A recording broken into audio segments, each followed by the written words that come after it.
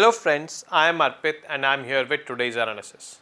Today is 31st of August and we are going to deal with two very important topics which are in news. The first is Mudra 2.0. The Prime Minister Mudra Yojana was launched by the government in the year 2015, according to which the government was disbursing loans to those people who wanted to do business. Loans up to rupees 10 lakh were distributed to them. Now in this year's budget, the finance minister announced that we are going to increase this limit from 10 lakh rupees to 20 lakh rupees. Hence, we are calling it Mudra 2.0. How has Mudra 1.0 performed? What were the shortcomings? We will all see in this particular topic. Next is National Sports Day. This day is celebrated every year on 29th of August on this occasion of the birth anniversary of a legendary hockey player of India, that is Dhyan Chand. The government wants to increase the awareness among the youth with respect to the sports, and obviously the date chosen is the birth date of this sports legend in India. Unfortunately, in the government schools and colleges, the sports facilities are not up to the mark, which is being quite reflected in our less number of medals in the Olympics right from the very beginning. And then we will be dealing with the MCQs and talking about the answers to the MCQs of yesterday. The Mudra 2.0. The Pradhan Mantri Mudra Yojana was launched in 2015 to support entrepreneurship by providing collateral-free microloans. The term is collateral-free, and microloans basically up to 10 lakh rupees. So 2015 it was Mudra 1.0, 2024 it is Mudra 2.0. The difference is that in 1.0 the maximum loan was 10 lakh rupees, and here in Mudra 2.0 the maximum loan is 20 lakh rupees. The purpose is the same, that is entrepreneurship. These loans are given for. Now about Pradhan Mantri Mudra Yojana overview, if I talk about this particular scheme, this is a flagship program of the Government of India, launch year 2015, aimed to provide affordable credit to micro and small enterprises, and this credit was also coming collateral free. Objective: to integrate underserved enterprises into formal financial system by offering easy access to credit.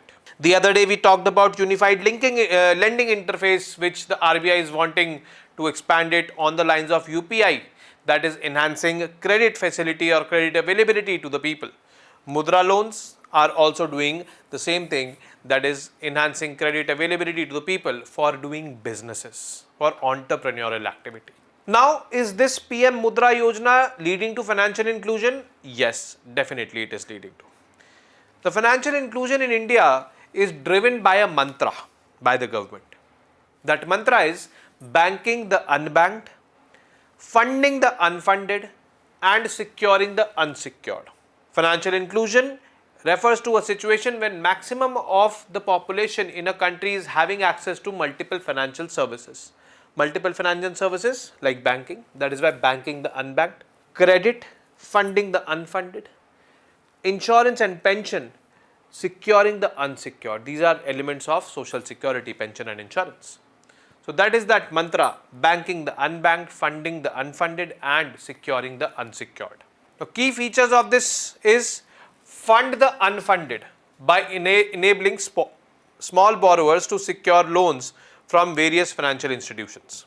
Financial institutions like public sector banks, regional rural banks, cooperative banks, private sector banks, foreign banks, microfinance institutions, non-banking financial companies, etc., etc. So these, sectors, they are having the money with them, and the government is telling them to disburse loans under this ambit of Mudra Yojana to the people so that they can do some business activities. Loan amount up to 10 lakh rupees for non-farm income generating activities. This is a condition that this entrepreneurial startup should be in the non-farm sector. Sectors: manufacturing, processing, trading and services. eligibility, any Indian citizen with a viable business plan for a non-farm sector income generating activity requiring credit below 10 lakh rupees can apply for this. Categories of loans, there are 3 categories over here. Loan amount up to rupees 50,000, they will fall under the Shishu category. Target new and micro enterprises. In the Kishore category, loan amount 50,000 to 5 lakh rupees will be given. Target businesses in the growth phase. Tarun, that is the highest category, loan amount is 5 lakh rupees to 10 lakh rupees. Target businesses looking to expand further. Now the government has increased this from rupees 10 lakh rupees to rupees 20 lakh rupees. How will this categorization be impacted? What will be the changes here? It is left with the time to see. But yes, there can be or there has to be changes in the categories. So let's see how these changes come. But yes, our main focus as of now is what were the achievements of Mudra 1.0, which was launched in the year 2015. Loan disbursement of rupees 27.75 lakh crore rupees to 47 crore small and new entrepreneurs had been done. That is substantial. Means loan disbursal means economic activities. This loan amount would have been invested. Inclusivity, about 69% of loan accounts were held by women. That is significant. 51% are from SC, ST and OBC community.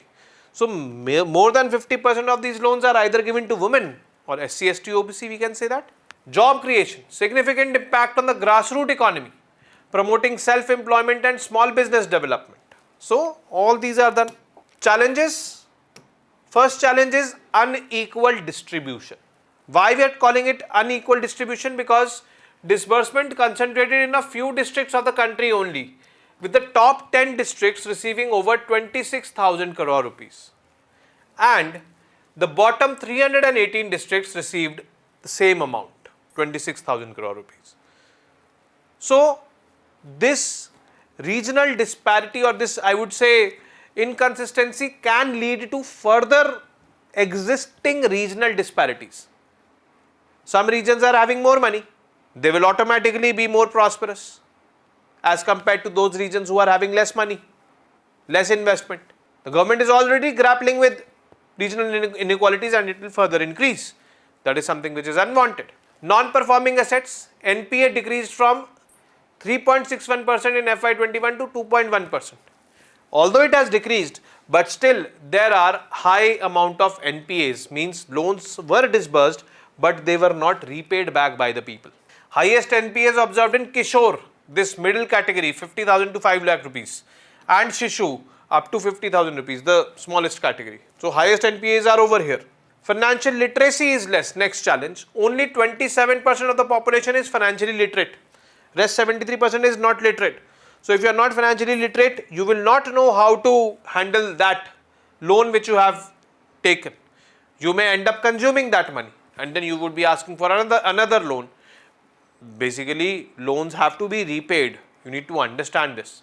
Monitoring and implementation. Inadequate oversight led to misuse of funds and inconsistent credit distribution. This is what monitoring and implementation has been, as a challenge it has been.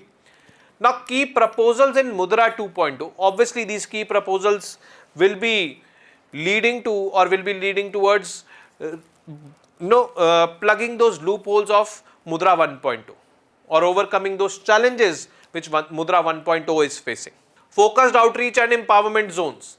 Establish centers in rural areas and semi-urban areas providing financial literacy programs, mentorships and business support. The financial literacy programs, nationwide initiatives to educate on budgeting, savings, credit management, investment strategies and digital literacy. It aims to reduce default rates and improve the financial health of entrepreneurs. Next is Enhanced Credit Guarantee Scheme, ECGS. Introduce ECGS to encourage banks to lend more by providing credit guarantees, thereby reducing the risk of financial institutions.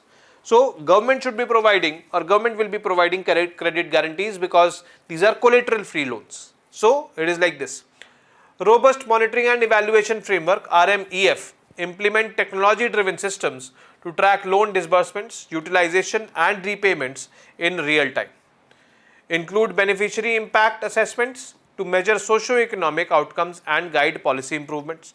So robust monitoring and evaluation has to be done, because you are giving money to the people.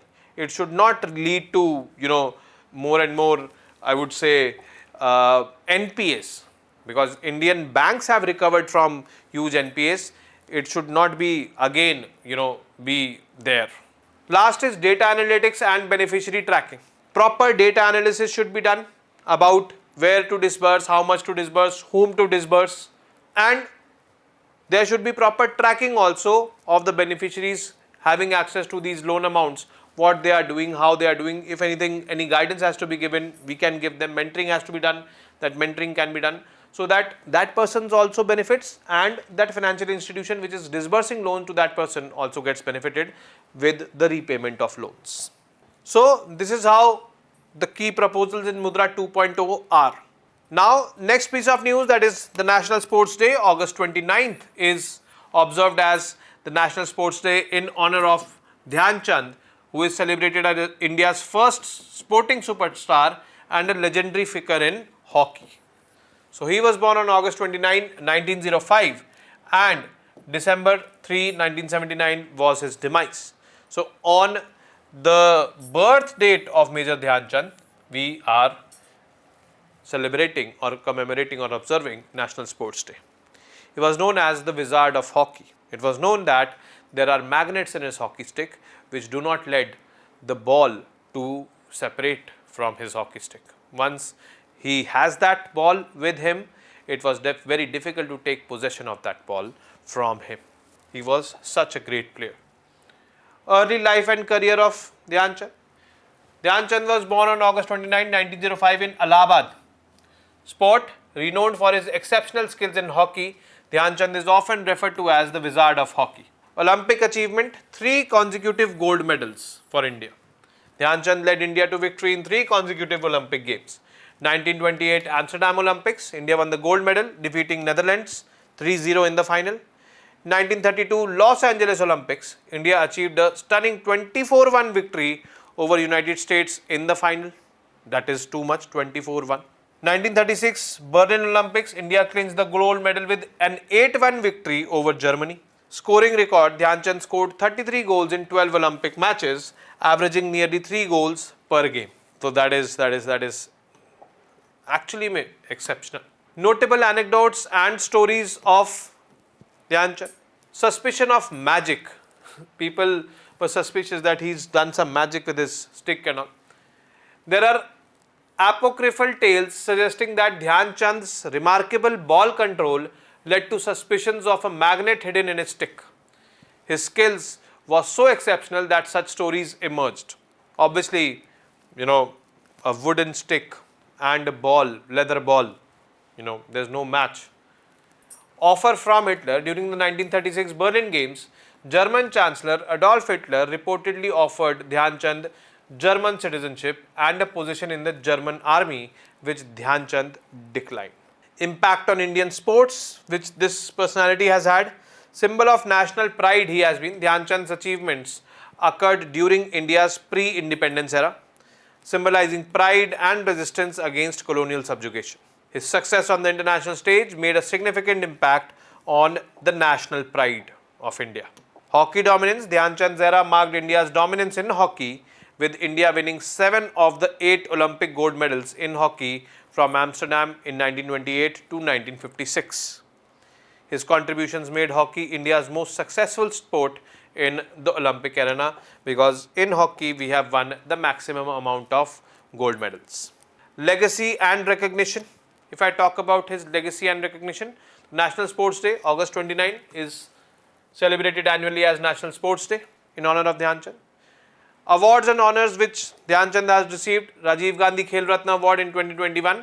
The Indian government renamed this Rajiv Gandhi Khel Ratna Award, India's highest sporting honor, to Major Dhyan Chand Khel Ratna Award.